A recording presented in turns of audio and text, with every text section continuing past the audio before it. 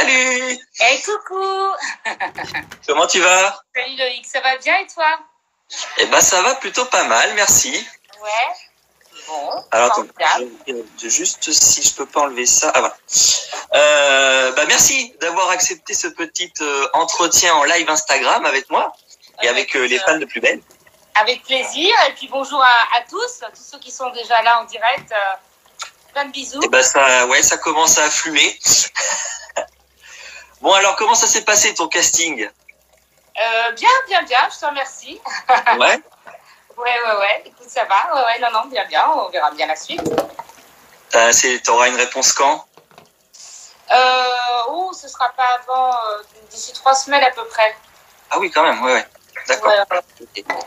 Bon, le temps que tout le monde arrive, j'aime bien savoir un petit peu, je suis curieux, comment s'est passé ton confinement, comment t'as vécu cette période extraordinaire? Écoute, le confinement, je l'ai bien vécu. Franchement, dans l'ensemble, il y a un moment donné, quand on n'est pas, on peut pas décider de ce qui se passe, il faut en tirer profit et se dire qu'il y a peut-être des choses à faire justement à ce moment-là. Et c'est ce que j'ai fait. J'ai pris le temps de prendre le temps. Et ça, c'est plutôt pas mal. Et donc, j'étais avec ma fille à la maison, tranquille. Et voilà, j'ai lu. J'ai pris le temps d'écouter les oiseaux. J'ai pris le temps de prendre mon petit déjeuner en regardant les arbres. Voilà. Ça fait du bien aussi de faire une pause, même si on était quand même dans quelque chose d'assez particulier. Hein. C'est vrai que c'est la première fois qu'on vit ce genre de situation, mais finalement, il y a aussi du bon là-dedans. Donc, quoi qu'il en soit, il faut toujours trouver le positif dans ce qui se passe, dans les situations qu'on nous apporte, qu'on nous amène. C'est vrai.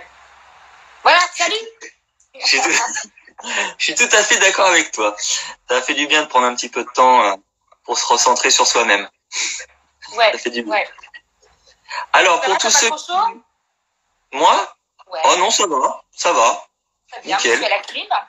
Ouais, non, j'ai pas la clim, mais il fait plutôt bon, là. Il fait pas trop lourd aujourd'hui, donc ça va. D'accord. Ça va.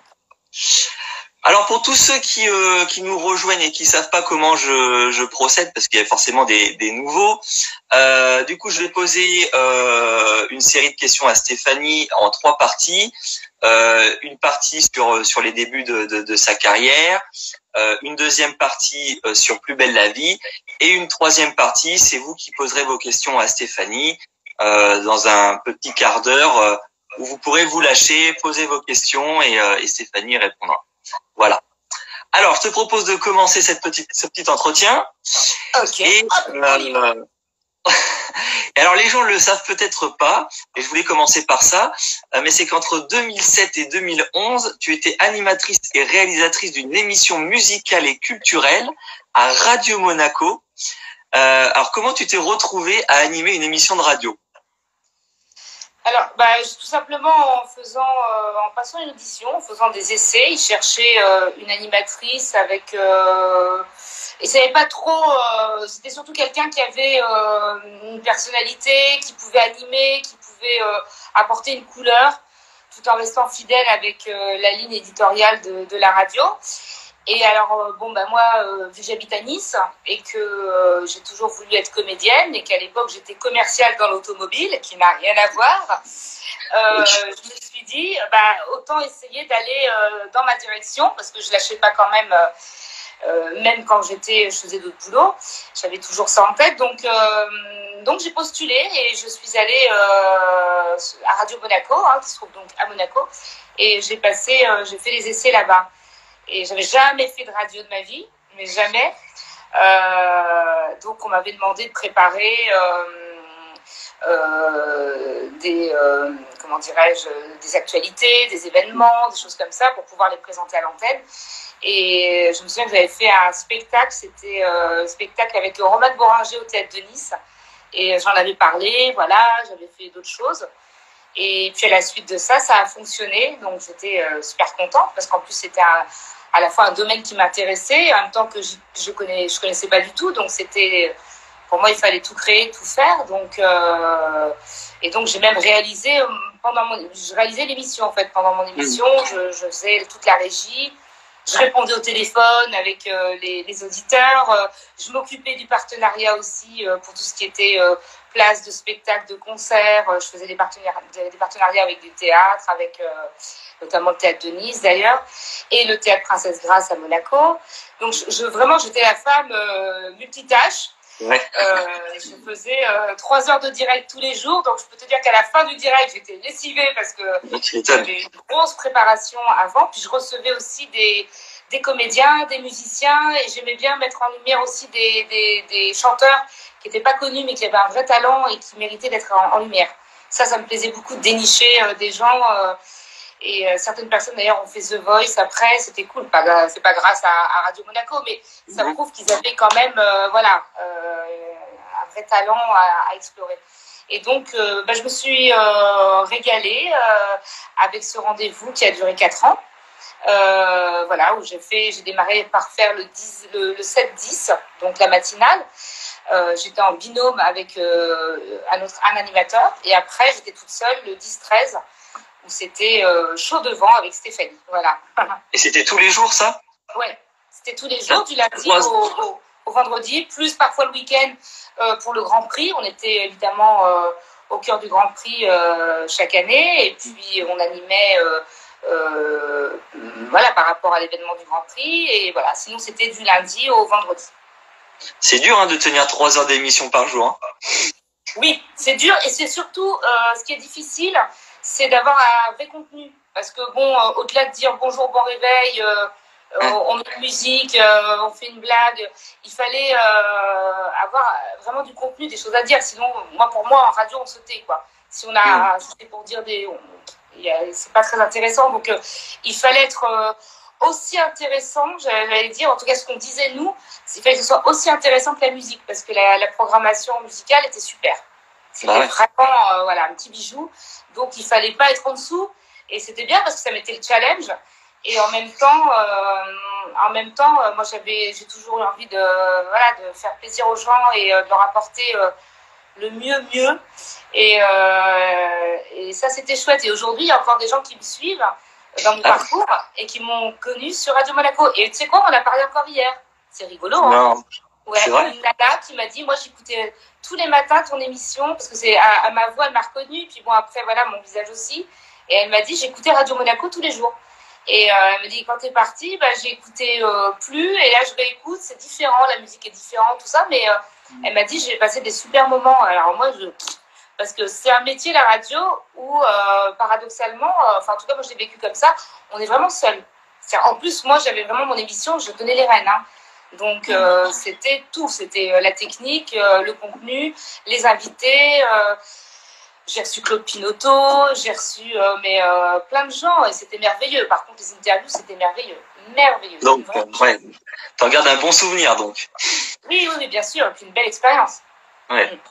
Est-ce qu'on peut dire, du coup, que ta fibre commerciale t'a aidé à avoir ce job?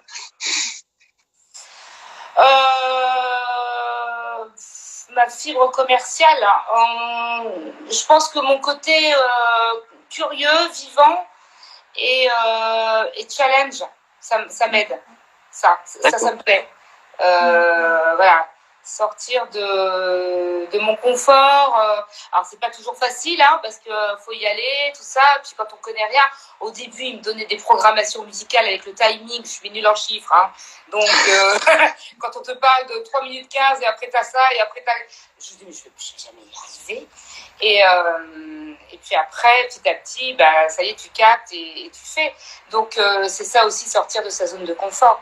Et c'est vrai que c'est agréable quand tu arrives à challenger ça et à faire, à arriver à créer quelque chose que tu ignorais, que tu connaissais pas, que tu aimais bien, mais que voilà, tu sais pas, quoi, tu sais pas ce que c'est.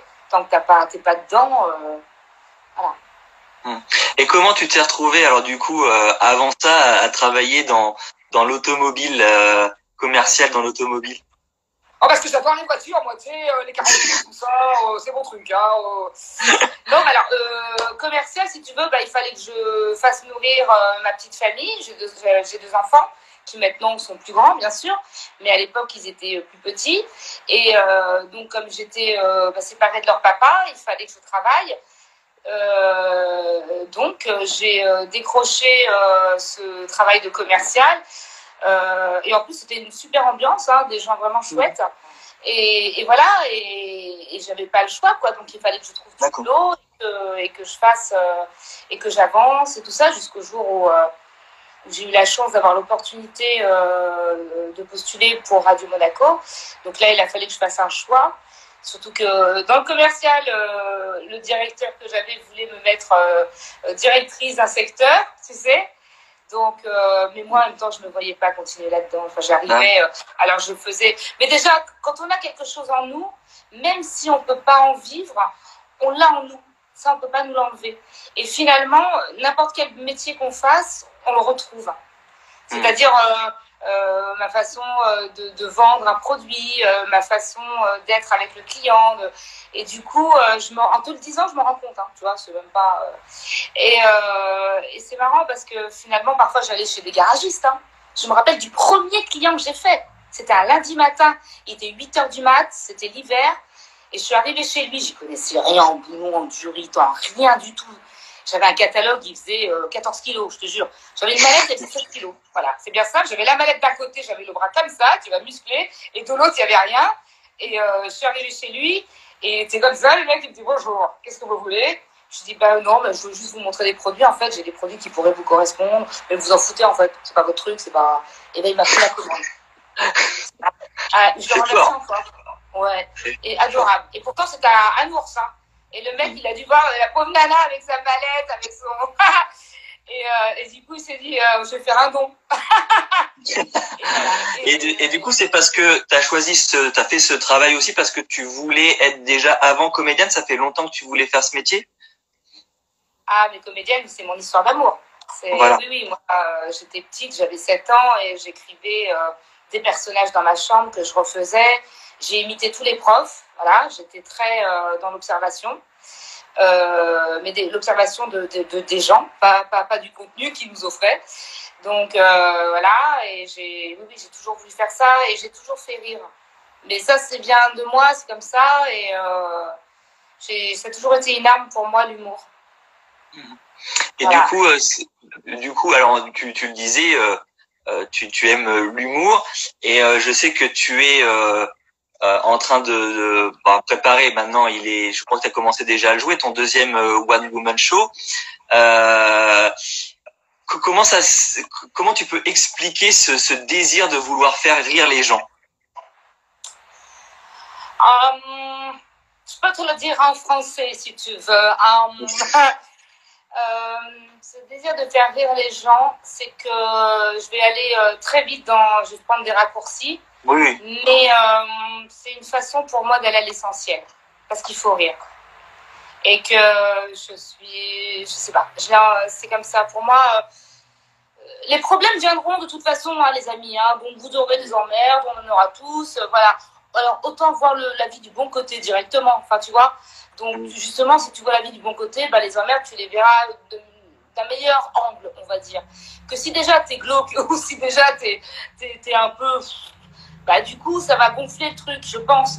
Et puis moi, c'est une façon de voir dans le rire, il y a une vérité, je trouve. Hein. Que quand on rit, on réfléchit pas. Et c'est ça que j'aime. C'est comme les enfants. J'adore. Parce qu'ils sont spontanés et que si t'aimes pas, ils t'aiment pas. Hein. C'est comme ça. Et si t'aimes bien, ils t'aiment bien. Et ça rejoint le rire. Hein. Ça rejoint l'humour, ça rejoint l'amour. Et je trouve que le rire, c'est vraiment un raccourci pour se rencontrer. Et il y a des gens que tu rencontres pas et tu as des gens que tu rencontres. Et je trouve que c'est quand même super important. Et je parle pas de l'époque qu'on vit aujourd'hui, voilà. Même avant, même même après. Je trouve que le rire, c'est indémodable. Et je souhaite à tout le monde de rire au moins, mais vraiment de rire avec cœur, au moins 2 à 3 fois par jour, quoi. Parce que c'est nourrissant pour tout le corps.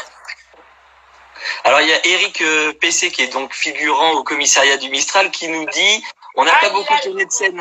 Ouais, il n'y en a pas beaucoup tourné de scène ensemble, mais c'est vrai qu'on le rigole beaucoup avec Stéphanie.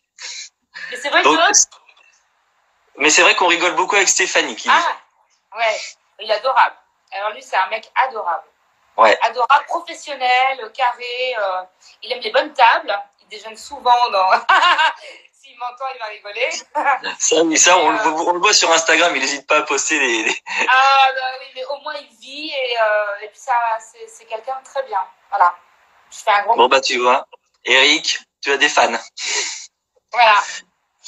Alors, je sais que tu as suivi aussi plusieurs écoles d'art dramatique, pardon, je vais y arriver. Est-ce que c'était pendant ta période commerciale en parallèle ou pendant ce que tu faisais à la radio? Ah non, ni l'un ni l'autre. C'était bien avant encore. J'ai commencé les cours de théâtre à 17 ans. Ah oui. Donc, ouais, j'ai passé une audition au Théâtre National de Nice. C'était la toute première fois. Et il fallait passer une scène classique et une scène moderne. Ça a coupé au moment où tu parlais de la scène classique et la scène moderne. Voilà. Et donc, du coup, j'attendais tous les jours dans la boîte aux lettres la réponse. Et je me souviens qu'il y avait la grève de la Poste. Bon, je n'étais pas au courant qu'il y avait la grève de la Poste. Et je me suis dit, putain, c'est pas bon, ça n'a pas marché et tout. Et je l'ai reçu genre 15 jours après que j'étais prise. Et j'étais trop contente. Et c'est là où j'ai démarré les cours de théâtre, où j'ai pu explorer des auteurs, des univers. Et puis 2 professeurs merveilleux aussi. Jean-Jacques Delbo, qui n'est plus de ce monde, et Thierry Suras, qui est de ce monde. et voilà, et c'était super. Et après, j'étais à Paris un temps chez Pygmalion. Et ensuite, même avant, j'ai été à l'ERAC à Cannes. D'accord. L'école régionale d'acteurs de Cannes. Donc, tu as bien bougé. Ouais, mais j'ai fait des bonnes écoles, ça c'est cool. C'est hyper important. Si on a envie de faire du théâtre, faut pas hésiter à taper tout de suite les auditions, conservatoire ou alors école. Vraiment, c'est important pour de suite s'élever et mettre la barre un peu haut, quoi. Sauf si on veut juste s'amuser. Bon, on peut aussi s'amuser en faisant de belles choses. Hein. Alors, est-ce que tu as des références dans l'humour?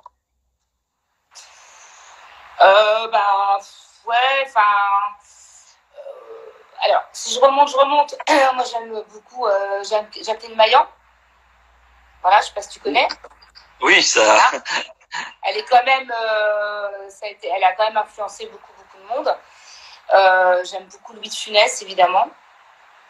Je me lasse pas de regarder, de re-regarder. D'ailleurs, il y a un musée là qui s'est créé, qui s'est ouvert à Saint-Raphaël. Pour ceux qui sont vers Saint-Raphaël, si vous aimez Louis de Funès, allez faire un tour. Ça peut être sympa pour vous. Après, moi, j'aime beaucoup Julie Ferrier. Ah oui. Voilà.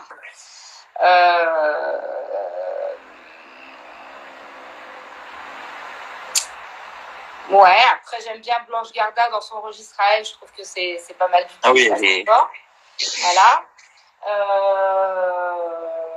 Bon, après Foresti, c'est vrai que j'ai jamais été voir un spectacle d'elle, mais quand je tombe sur ces spectacles, qu'on aime ou qu'on n'aime pas, il y a quand même des choses qui sont fortes, puis elle est très forte sur scène. Voilà. Mais après, moi, je suis curieuse de regarder des anciens, des nouveaux, et ceux qui commencent, tout ça. Mais j'ai mon univers, quoi. Voilà. Et à l'époque, tu n'avais pas eu envie de faire On ne demande qu'à en rire? Si, je l'avais fait, mais alors c'était très mal, pas bien passé. Donc ouais, tu disais que tu avais fait l'émission. Alors j'ai regardé l'émission, mais je me souviens pas de ton passage, donc c'est bizarre. Mais bon, peut-être que j'ai loupé ce jour-là. Ouais, mais bon voilà. Et du coup, je devais jouer un sketch et la veille, ils m'ont fait changer de sketch. Et du coup, je devais réécrire et voilà. Bon, ça l'a pas fait, mais enfin, je regrette pas. Hein. Ça a été une expérience, voilà. Puis mon idée, c'était plus d'y aller, de faire encore une fois un challenge. Voilà, c'était pas. Je cherchais pas absolument à gagner ou quoi que ce soit. C'était une façon aussi moi de me mettre un peu en danger et puis et voilà. D'accord. Alors, est-ce que tu peux du coup nous parler de ton second spectacle qui s'appelle Tout est dans le titre? Ouais. Ah, c'est le même, d'accord. Ouais, sauf qu'il a vachement évolué. Voilà. D'accord. Il y a des personnages qui ont évolué. Il y a des nouveaux personnages aussi qui n'étaient pas dans les premières fois où j'ai joué. Mais voilà. Donc oui, je peux t'en parler.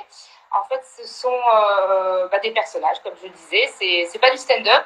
Sauf au début, je me présente un peu, je raconte en 2 mots mon parcours. Et après, moi, ce qui m'éclate beaucoup, c'est de faire des personnages. Voilà. Donc, par exemple,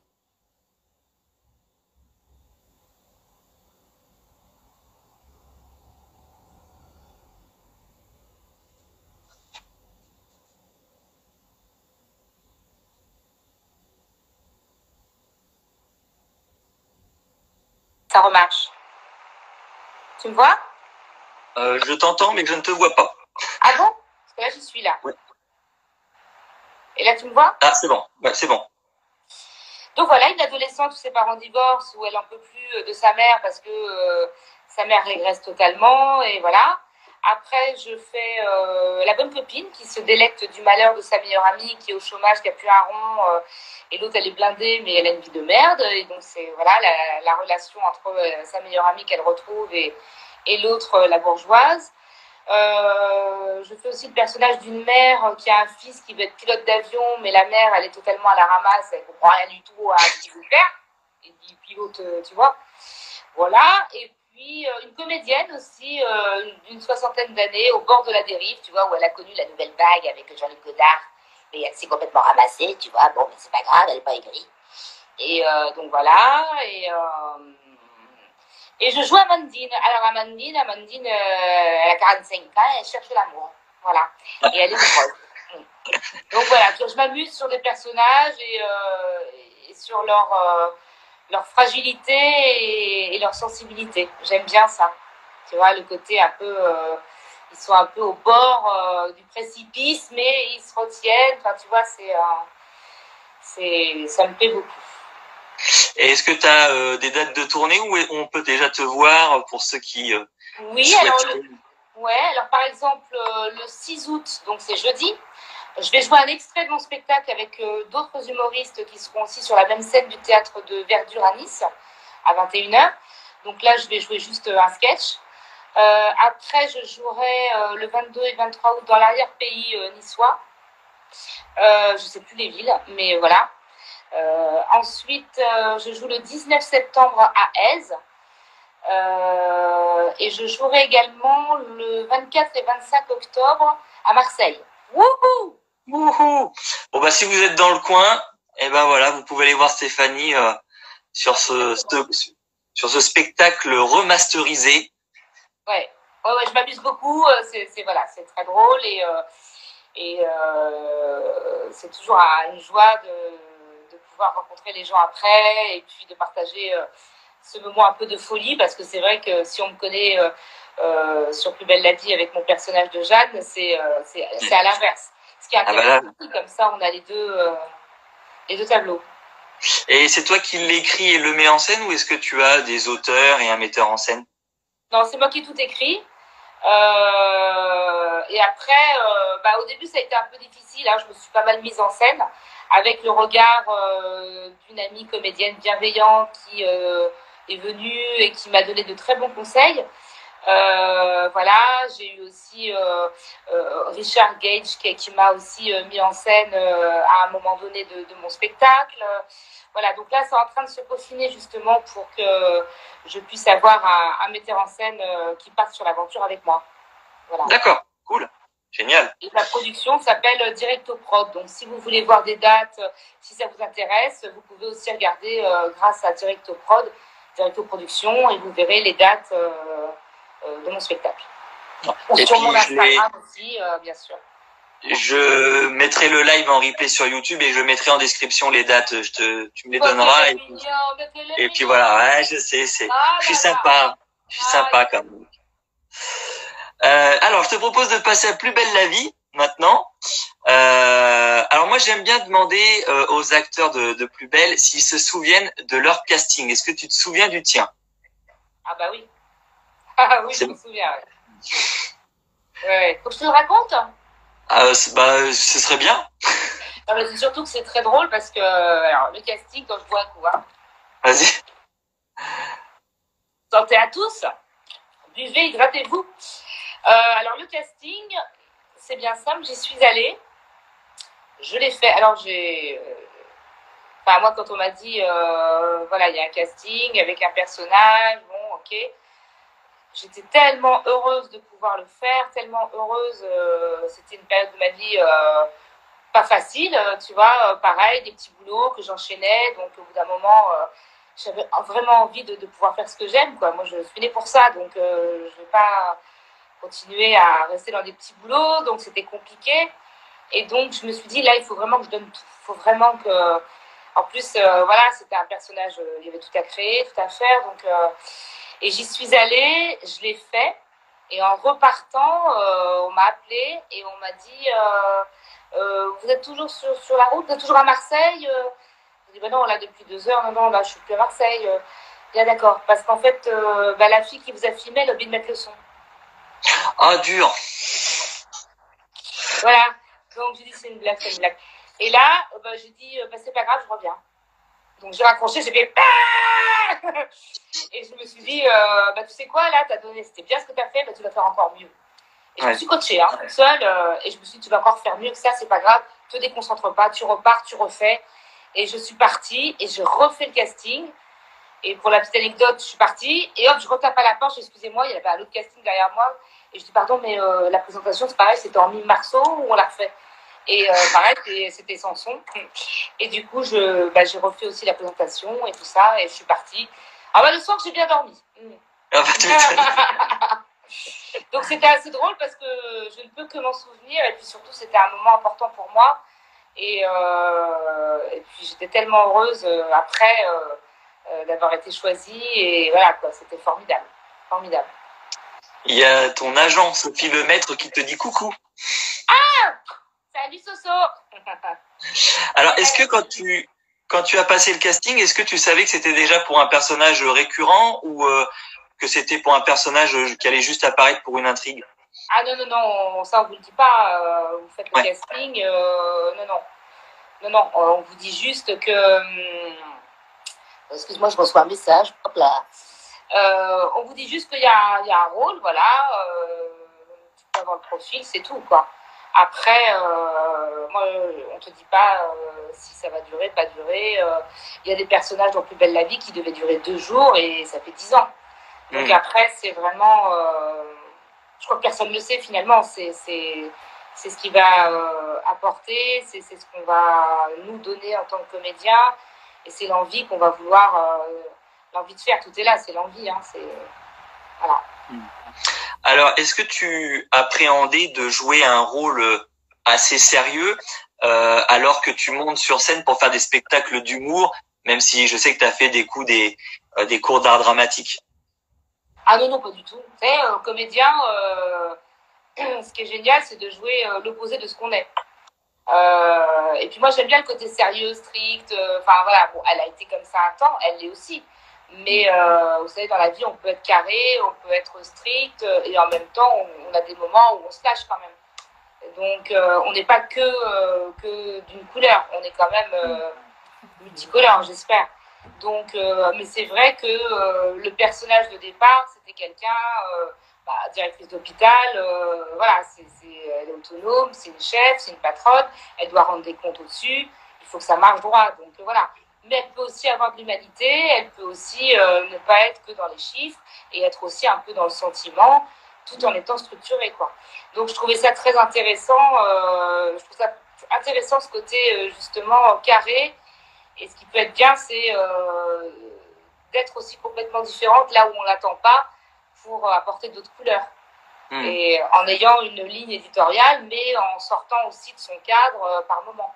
Ne pas être toujours... C'est vrai que des fois, tu n'as pas le beau rôle quand tu es directrice d'hôpital et que tu dois dire les choses telles qu'elles sont. C'est pas forcément évident. Et c'est bien parce que ça nous montre aussi ce que peut être la vraie vie dans les hôpitaux quand on parle souvent de chiffres. Mais on voit aussi ton personnage, des fois, il en souffre aussi de pas pouvoir donner ce que veulent les infirmiers ou les médecins. Oui, parce qu'elle est aussi, elle a de l'empathie. Donc c'est ça qui est intéressant, c'est qu'à la fois, c'est carré, mais en même temps, elle est humaine aussi. Mais il y a un moment donné, il faut savoir trancher. On ne peut pas rester que dans l'empathie ou il faut essayer de trouver, je pense que c'est toujours un équilibre, quoi. C'est essayer de trouver à la fois être juste et en même temps, on travaille, c'est une relation humaine, c'est une collectivité, c'est ensemble, voilà. Mais elle doit aussi rendre des comptes et elle ne peut pas faire n'importe quoi ou juste parce qu'elle aime bien quelqu'un, elle va dire bon, bah ok, c'est pas grave. Voilà, non, c'est pas possible. Donc, j'aime bien ce côté à la fois, comme je te disais, carré, voilà, parfois intransigeante, mais en même temps, je pense que Jeanne est juste dans ses choix et dans ses décisions. Bah, en tout cas, beaucoup plus que celui qui te remplace actuellement. Mais quel connard. Vraiment, justement, bah oui. dans les profils, avec le profil de Jeanne, enfin, c'est marrant, même si je ne sais pas si ça deviendra un binôme ou pas du tout, mais c'est assez intéressant. Au niveau de la relation, il peut y avoir plein de choses intéressantes qui peuvent se nourrir, quoi. Je suis d'accord. Alors du coup, parmi les moments, les intrigues les plus emblématiques dans lesquelles tu as joué, il y a celle de la mort d'Élise, évidemment. Est-ce que ce sont des scènes qui ont été difficiles à tourner pour toi? Alors moi, j'ai trouvé effectivement cette intrigue très belle. Dur à tourner, c'était beaucoup de concentration, beaucoup de travail, parce qu'il faut savoir qu'une intrigue, quand on part sur une intrigue, quand on dit une intrigue A, c'est l'intrigue la plus importante. Moi, je la vois un peu comme un long métrage, c'est-à-dire vraiment on part dans une aventure pendant 2 mois, on est à fond dedans. Donc moi, je suis quelqu'un, quand je fais les choses, je les fais à fond. D'ailleurs, que ce soit une intrigue A ou une intrigue moins portée, c'est pareil, je fais à fond. Donc là, autant te dire que je ne sortais plus, que je ne souriais plus. Non, je souriais. Mais voilà, entre nous, parfois, on va manger un petit bout. Voilà. Après le tournage, je restais dans ma chambre. Je me reposais de ce que j'avais donné pour pouvoir donner le lendemain. On peut pas, ça s'invente pas, quoi. Donc, dur, non. Mais c'était un bijou qu'il fallait peaufiner, qu'il fallait faire briller.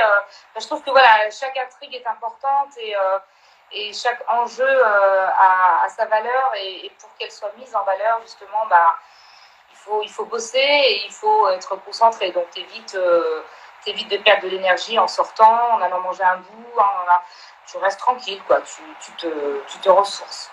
Donc du coup, pour moi, ça n'a pas été laborieux ou difficile. Ça a été du travail, attention, hein, je dis pas que j'étais pas fatiguée, je dis pas que, mais en étant organisé, on arrive bien à porter l'histoire et en tout cas, enfin moi j'ai fait de mon mieux et j'ai essayé vraiment d'être honnête avec ce que les auteurs ont écrit et avec j'ai essayé, parce que ce qui est très difficile, c'est de perdre un enfant. Dieu merci, ça m'est jamais arrivé. Donc, de jouer ça, c'est quelque part aussi... Il y a des gens qui regardent et malheureusement, il y a peut-être des spectateurs qui l'ont vécu. Et ça, il faut être extrêmement honnête et sincère et il n'y a pas d'artifice, quoi. Il faut donner avec notre vérité à nous, hein. Mais voilà, tu restes, tu te concentres pendant 2 mois, tu bouges pas, tu vas, tu traces, tu donnes le meilleur et surtout voilà. Et j'avais reçu quelques messages de personnes qui m'avaient touchée et voilà, donc c'est hyper sensible comme sujet, donc c'est important d'être honnête déjà, quoi qu'il en soit, d'être honnête avec son travail, son personnage et avec l'équipe et avec les personnes avec qui tu bosses, quoi, les comédiens et tout ça, d'être soudés et de travailler ensemble. Et puis ce qui est intéressant, c'est que cette intrigue, elle continue d'avoir des répercussions malgré les années. On le voit avec l'arrivée de Mila, entre Jeanne et sa mère, etc. Et je trouve que c'est intéressant de voir comment vous tous évoluez avec cette mort finalement qui continue un peu de vous hanter. Je trouve ça beau, quoi. Elle nous hante pas parce que si elle moi, je trouve que si elle te hante, enfin, on en parle, donc ça veut dire qu'il n'y a pas de tabou. Enfin, tu vois, avec, par exemple, Jeanne et sa mère, on en parle, quoi. Donc, c'est pas un tabou, mais en même temps, bah oui, c'est la vie, en fait. Il y a des gens qui perdent leur enfant et la vie continue et ils n'ont pas oublié. Et ils peuvent en parler avec le papa, avec les frères et sœurs. Et puis, il y a une chose importante, c'est que les gens qui sont partis, comment les faire exister? C'est en parlant d'eux. Et c'est en parlant d'eux qu'on arrive à faire jaillir leur présence et à leur dire qu'on ne les oublie pas. Alors du coup, ensuite est arrivé le personnage de Mila. Comment s'est passé justement l'arrivée de l'actrice Malika Alaoui qui interprète du coup le rôle de Mila? Alors tu veux dire par rapport à quoi? Son casting, l'arrivée, c'est-à-dire la relation entre vous, comment elle s'est faite, comment elle a évolué? Ah d'accord, bah écoute, la relation, Mila est arrivée, son personnage, c'était une pauvre louloute qui avait une mère qui était complètement à la ramasse, alcoolique, tu vois, qui s'occupait pas de sa fille. Mila, elle a aussi une sœur qui est Alison, et elle vivait chez sa mère, et à l'époque, Jeanne et Vincent étaient un petit peu en recherche d'enfants, justement, du fait qu'Élise soit décédée. On sentait bien que Jeanne avait un manque de materner, de pouvoir, voilà. Et Mila est arrivée parce qu'on a fait appel, en gros, à une assistante sociale qui nous a proposé voilà, des enfants qui avaient besoin d'être soutenus scolairement. Donc, c'était un parrainage, en fait. C'est pas une adoption, c'est un parrainage. C'est-à-dire qu'en fait, toi, tu es là pour l'éduquer, lui donner de quoi aller à l'école, lui donner un statut social d'écolière, parce qu'elle était carrément à la rue. Donc, entre sa mère qui s'en foutait, elle faisait ce qu'elle voulait. Donc, lui apporter un cadre. Et dans ce cadre-là, elle pouvait reprendre ses études et tout ça. Et puis, de fil en aiguille, avec Milouche, ça le lien s'est renforcé. Et voilà, donc c'est une belle relation. Et je trouve qu'on est encore dans une... on est au début de la relation encore. Je trouve que c'est pas encore vraiment développé totalement. Et ce qui est bien, parce qu'il y a plein de choses encore à découvrir, mais on a une belle relation. Je la trouve très belle, et c'est vrai que quand on se retrouve, même toutes les deux, Malika et moi, on est contents parce que voilà, on se marre d'abord, voilà, on déconne, et c'est très spontané, quoi. C'est très instinctif, quoi. Il n'y a pas de psychologie ou de dire et ça se passe très très bien, quoi. J'avais fait des essais d'ailleurs avec Malika. Ouais. On sent qu'il y a une vraie belle alchimie entre vous deux, hein, à l'écran. Ouais, non, vraiment, c'est un bonheur, on se marre, et voilà, quoi. À chaque fois qu'on se retrouve, c'est cool, c'est chouette, quoi. Voilà. C'est une belle personne, et c'est une belle comédienne, et qui a plein de choses à donner aussi. Alors justement, si elle obtient son bac cette année, quel pourrait être le plus beau cadeau que Jeanne puisse lui offrir? Par rapport au bac? Ouais. Le plus beau cadeau qu'elle puisse lui offrir, c'est justement qu'elle l'ait encadrée et qu'elle lui ait permis de reprendre ses études et d'avoir son bac. Je trouve que ça, c'est un beau cadeau, parce que bon, c'est encore une fois, on parle de faits de société qui existent, hein. Et je trouve que les personnes qui font des parrainages ou qui adoptent et qui donnent un cadre de vie à un enfant, mon Dieu, mais ces gens-là, mais c'est magnifique, quoi, parce que j'imagine, moi je le joue, hein, c'est comédienne, donc c'est encore, je rentre chez moi, j'ai pas Mila à la maison. J'en ai une autre, hein, j'ai une fille. mais je trouve que le plus beau cadeau qu'on puisse faire, ou que Jeanne puisse faire, c'est ce cadeau, c'est-à-dire de lui offrir un cadre, de lui donner des bons conseils pour que son chemin se passe au mieux, et qu'elle puisse avoir une route fleurie et sans trop d'embûches, quoi. Et je pense que c'est, voilà, ça rejoint la bienveillance et l'amour, et et d'apporter le bien-être et la confiance, hyper important aussi. Je pense que c'est ça les cadeaux. Alors actuellement tu es au sein d'une intrigue plutôt dramatique. D'ailleurs on voit un peu les conséquences avec Mila du coup. Cette fois on s'intéresse aussi beaucoup en profondeur à la relation entre Jeanne et sa mère, Anémone Vitreuil, qu'on découvre sous un nouveau jour. Est-ce que tu parlais justement du développement qu'il y a entre Mila et Jeanne. Est-ce que tu aimes aussi la relation et le développement qu'il y a entre Anémone et Jeanne, qui ont deux caractères très différents d'ailleurs? Bah ouais, c'est ça qui est chouette. Alors je trouve ça génial en fait. Merci d'avoir pensé à développer ce côté, merci aux auteurs, et parce que de développer la relation jusqu'à présent, elle était très tendue entre Jeanne et sa mère. Et là, on découvre encore une autre facette, une autre relation, une autre vision de comment une femme aussi dure quand même, parce qu'elle c'est pas qu'elle est dure, c'est qu'elle est maladroite.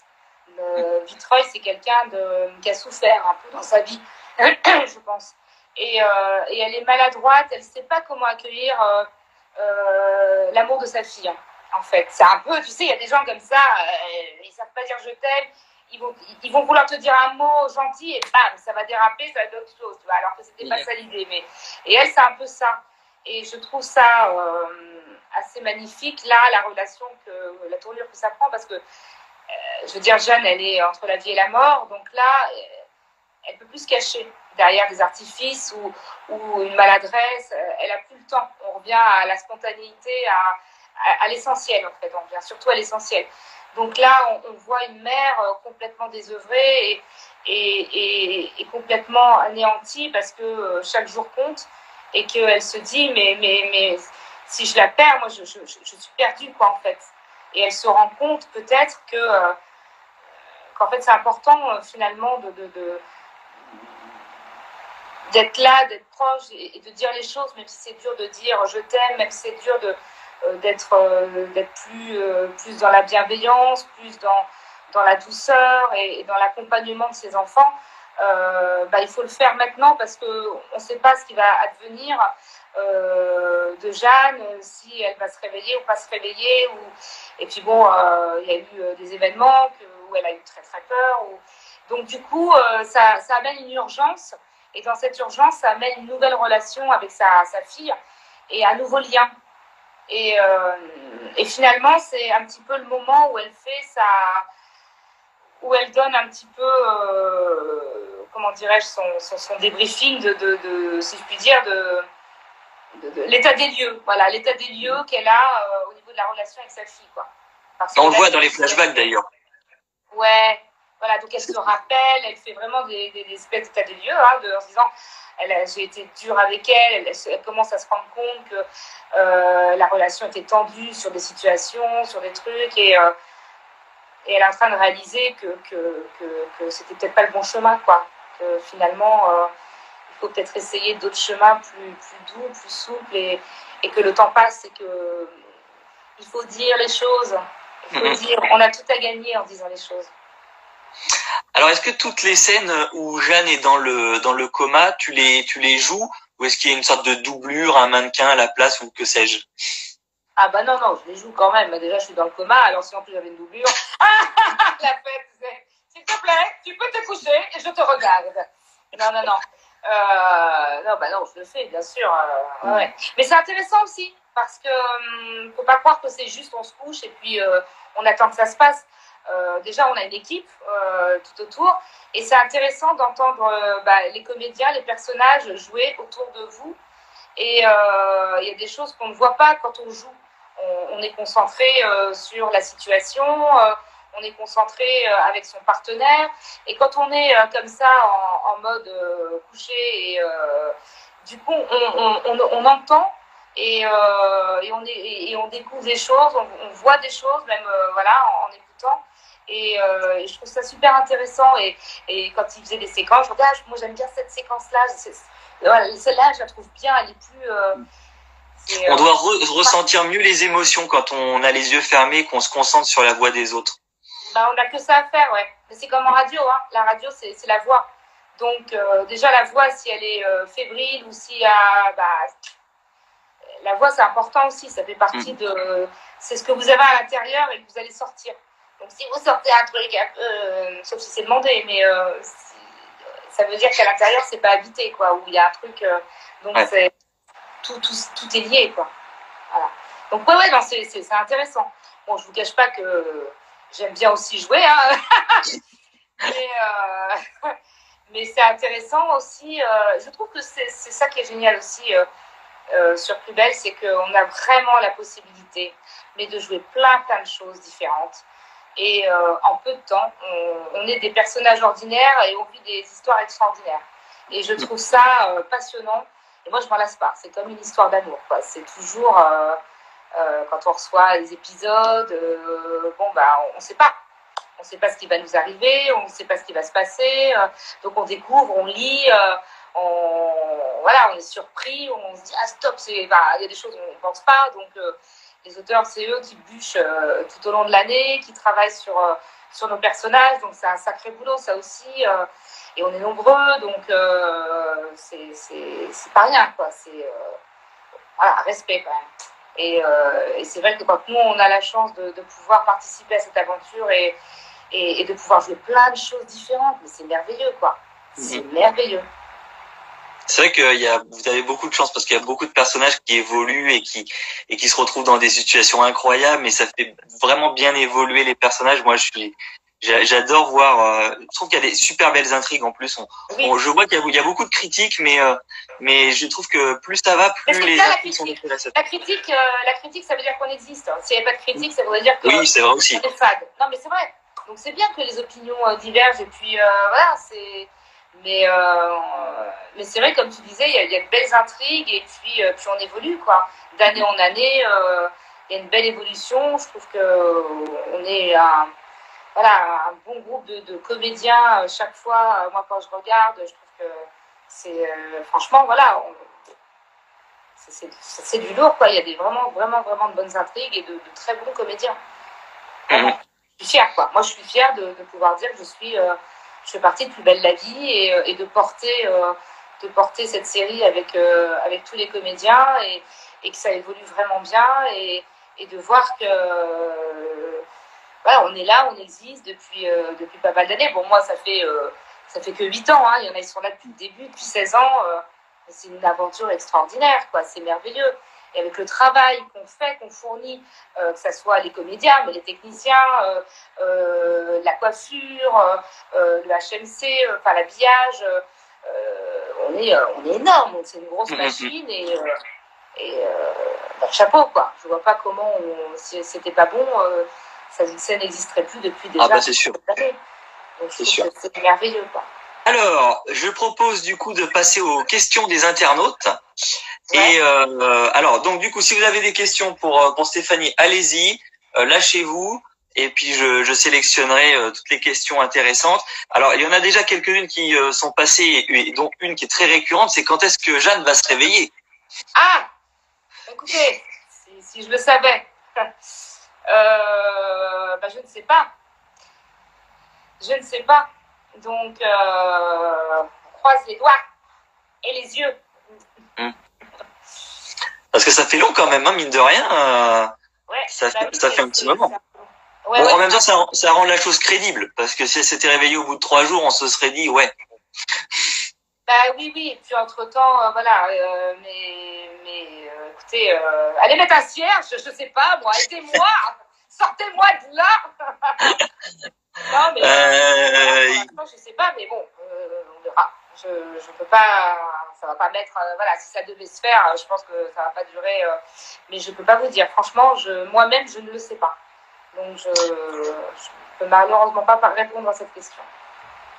Alors, il y a Isa qui nous demande quelle suite pour Jeanne en amour. Eh oui.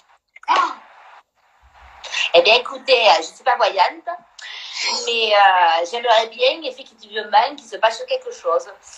Je ne sais pas non plus, vous voyez, donc il vous jamais sait rien. Non, je meurs. Mais bon, non, j'aimerais bien sûr, mais je pense que... Est-ce que tu aimerais bien que Stéphanie retrouve Vincent? Et est-ce que toi, t'aimerais bien retrouver Serge Dupire qui joue Vincent? Ah bah, de toute façon, je m'entends très très bien avec Serge. C'est un partenaire génial. Ah, voilà, ça a toujours été un bonheur de tourner avec lui. Je dis pas ça pour faire bien. Hein. Je sais pas ce que c'est vrai. Sinon, je t'aurais dit ouais. Je sais pas. Mais après, retourner avec Vincent, pourquoi pas, mais il faudrait trouver des angles différents, apporter voilà, d'autres surprises, d'autres choses qui amèneraient des situations, une vie un peu plus légère. Je pense qu'il faut un peu plus de légèreté. Voilà. Ouais, moi aussi, je pense. Hein? Ouais, je suis d'accord. Ouais, on est d'accord. Voilà. Je pense qu'il faudrait un peu plus de légèreté, un peu plus de choses inattendues, crédibles toujours, mais inattendues, quoi. Voilà, ça me plairait bien. Et justement, bah tiens, avec quel personnage du Mistral t'aimerais être en couple? Oula.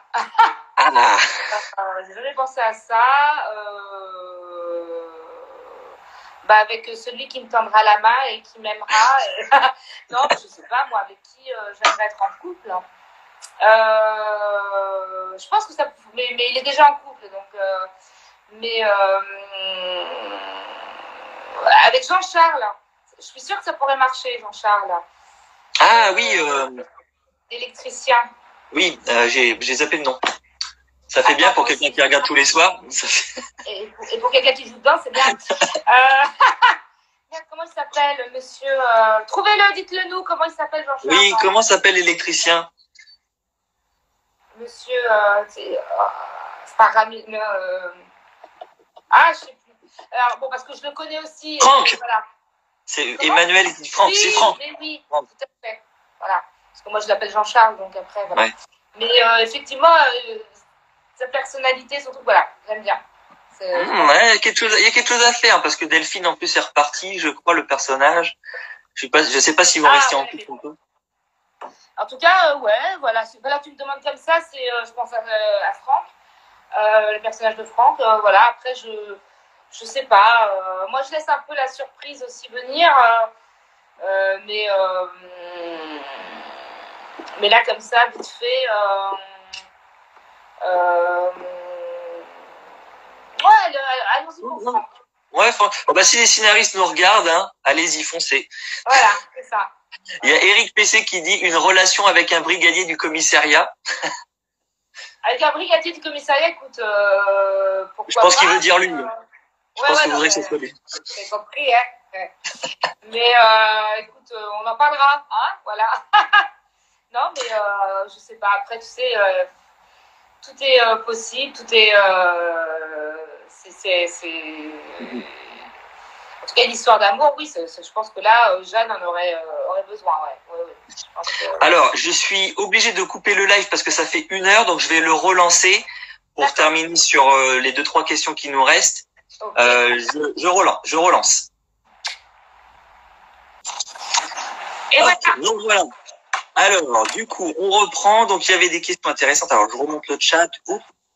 Alors, il y a Focus Écran qui nous demande, est-ce que à ton réveil, Jeanne pourrait changer de métier? Qu'est-ce que t'en penses? Est-ce que ça pourrait t'intéresser?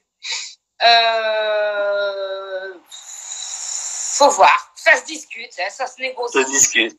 Non, mais moi j'aime bien directrice d'hôpital, ça me plaît. Hein. C'est vraiment, ouais. Franchement, voilà, je trouve que j'ai toujours eu beaucoup de plaisir à endosser ce rôle-là et directrice d'hôpital. Après, j'en sais rien. C'est les auteurs qui décident. Hein. Donc, je sais pas du tout. Honnêtement, je ne sais pas. Mais ça me va de pas savoir. J'ai besoin, voilà. Tout va bien. Légèreté, surprise. Oui, moi, j'aime bien être directrice d'hôpital et j'aimerais bien qu'elle continue. Ce qui serait intéressant, c'est si elle se réveillait, ce serait intéressant qu'elle ait des choses inattendues dans son comportement ou ça c'est chouette, je trouve. Tu vois, là, c'est la nana toujours carrée, mais en même temps qu'elle ait des moments légers, on s'y attend pas et cohérent, hein, mais où on se dit il y a un truc qui a changé chez elle, tu vois. Bah, En plus, je pense que quand on a frôlé la mort, je pense on peut changer aussi. Je pense qu'on a envie on voit pas la vie différemment. Je pense pas qu'elle revienne à l'identique. Enfin, tu vois, bonjour. Mais voilà. Mais donc, je trouve que c'est cette légèreté-là ou cette espèce de retour à la vie, s'il y avait retour à la vie, encore une fois, j'en sais rien. Je trouve que ce serait intéressant de travailler cette légèreté ou des choses qu'on n'aurait pas forcément imaginées de Jeanne et qu'elle fasse ça ou qu'elle soit ça ou qu'elle agisse comme ça, toujours avec de manière lucide, hein, bien sûr. Mais on sent qu'il y a un truc nouveau. J'aimerais que le personnage, on sente que voilà, il y a quelque chose de nouveau chez elle depuis ce qui s'est passé. On peut pas revenir comme ça. Donc, et au contraire, ça peut être positif. Je trouve ça bien. Il y a des gens, hein, d'ailleurs, hein, qui ont été dans le coma et quand ils se réveillent, ils ont plus de filtre, par exemple. Tu vois, ça peut revenir, mais c'est vrai. Moi, j'ai connu quelqu'un, il avait plus de filtre alors qu'il n'était pas du tout comme ça. Mais c'est drôle parce qu'il s'en rend pas compte. Hein, il est sincère, lui. Enfin, voilà, il est comme il est. Mais je pense que ça touche des choses quand même inconsciemment. Et c'est là-dessus, je trouve que ce serait intéressant de travailler là-dessus, quoi. Alors, il y en a beaucoup qui nous demandent aussi avec quel acteur ou actrice tu aimes jouer. Et moi, ça me permet de rebondir. Je trouve que les scènes où tu es avec Babette notamment et même Luna, je les trouve vraiment très très drôles. Je trouve qu'il y a une vraie complicité entre vous. On dirait que je pense que vous êtes aussi copines dans la vie. Et je pense que ça se voit à l'écran. Oui. Oui, on mange ensemble avec Anne. D'ailleurs, il n'y a pas longtemps, j'ai mangé avec Anne, Babette et Luna et Anne D6. Mais non, mais c'est sûr, mais ça manque. Ça manque. Ça vraiment, ça manque. Les copines, parce que c'est la vraie vie aussi. Et puis c'est un peu, vous savez, quand on se retrouve entre copines, ou même les mecs entre eux, ou même mélangés, enfin, on lâche des trucs, on raconte nos histoires, et puis les gens se retrouvent à travers ça, parce que c'est notre vie, c'est leur vie. Ce qu'on montre, c'est aussi, on partage leur vie, quoi. Et je trouve ça génial de pouvoir avoir des copines et pouvoir l'exprimer et de faire vivre des instants, des moments.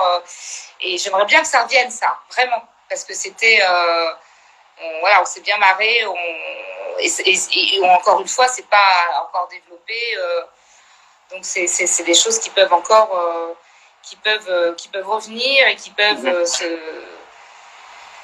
développer. Donc c'est une bonne aventure. Et après, avec qui j'ai envie de jouer, c'est ça que tu peux dire? C'est les gens qui demandent si tu as des préférences avec qui tu aimes jouer. Moi, j'aime bien jouer avec Babette, avec Riva aussi. J'aime bien jouer. J'aime bien les personnages avec qui je suis. En général, ça se passe toujours bien. Avec Malika, c'est toujours un bonheur quand on se retrouve. Vitreuil, là. C'était super chouette parce que une autre relation s'installe, même si moi je parlais pas beaucoup, sauf quand même dans les flashbacks, donc ça c'était intéressant. Il y a eu de beaux moments, je trouve. Il y en a encore. Voilà, donc je trouve que voilà, chez chaque comédien, chaque personnage, il y a des choses intéressantes à prendre et à faire vivre à chaque fois, et ça se passe toujours parce que c'est comme ça que je travaille et qu'on travaille dans la joie et dans la bonne humeur. Donc ça, c'est bien. Parce que du coup, il y a une complicité. Et parce qu'on fait quand même un épisode et demi par jour. Donc ça, on ne chôme pas. Et l'humain est quand même au cœur de l'histoire. Hein. La vie, c'est l'humain. Et notre métier, c'est l'humain. Donc il faut que ça soit simple, facile et sincère, quoi. Donc c'est vrai que j'ai pas une préférence en particulier. J'ai beaucoup de plaisir à jouer avec tous ces comédiens, vraiment. Oui, c'est normal. Alors j'ai une dernière question. Quand tu as lu le script, est-ce que tu as été surprise que ce soit Guika qui t'ait mise dans le coma? Ouais, oui. Surprise. Ouais, non, je m'y attendais pas. C'est vrai. Tu vois, ça fait partie des surprises quand tu lis. Quel enfoiré que je le retrouve, celui-là. Ouais. Ça peut être intéressant d'ailleurs à ton réveil qu'elle le cherche pour se venger ou je ne sais quoi. Je suis pas sûre qu'elle a pensé à ça en premier. Oui, mais oui. Je pense pas. Ou alors elle a fait une vraie fixette dès le départ. mais bon, après j'en sais rien. Mais c'est vrai que oui, j'ai été surprise, ouais. Ouais. J'ai hâte de voir la suite. Mais moi, j'ai hâte de la jouer. J'ai hâte de la lire et non, mais c'est sûr. Je pense que ça va être super génial, quoi, super intéressant. Ça va être intense. Ouais, ça va être très intense pour les spectateurs et pour nous. Ouais. Ah, y a Vicky qui te demande quel est ton plus beau souvenir dans Plus belle la vie. Ça, c'est intéressant de savoir. Mon plus beau souvenir,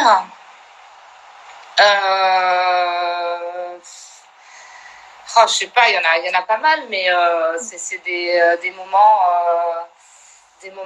chouettes, mais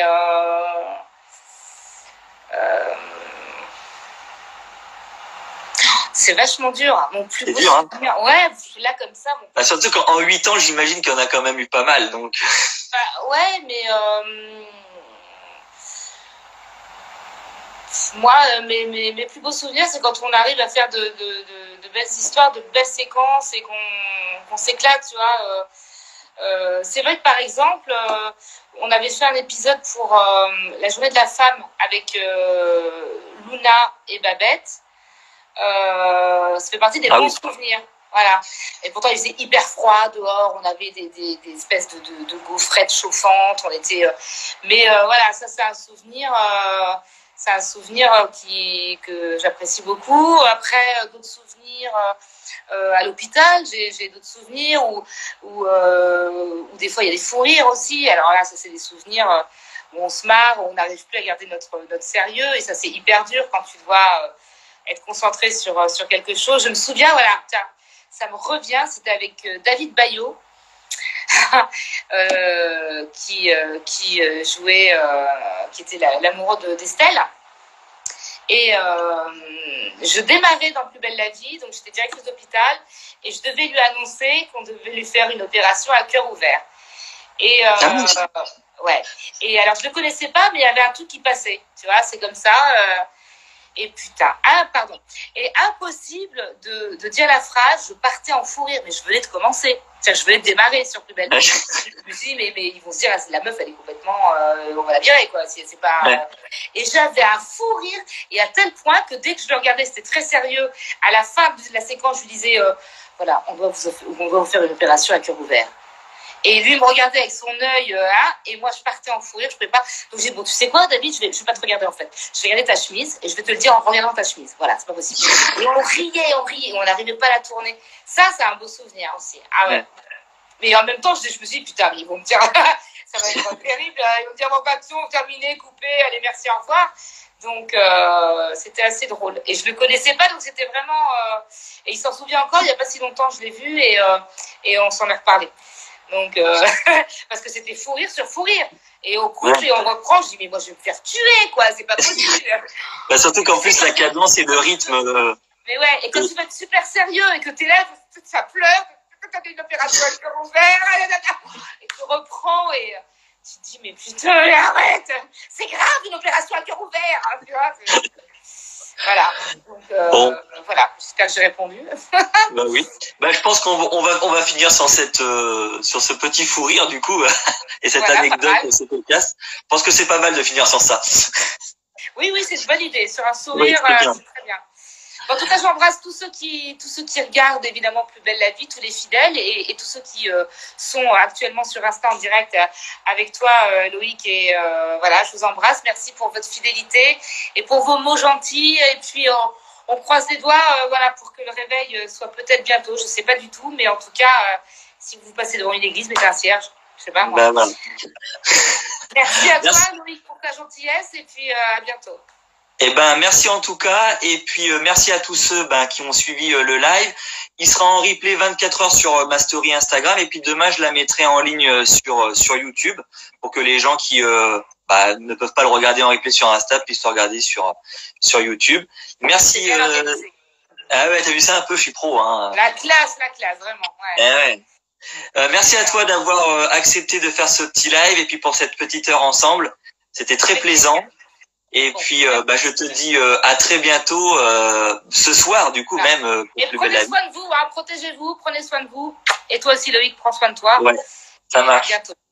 Bye bye. Bye. Ciao. Salut. Bye.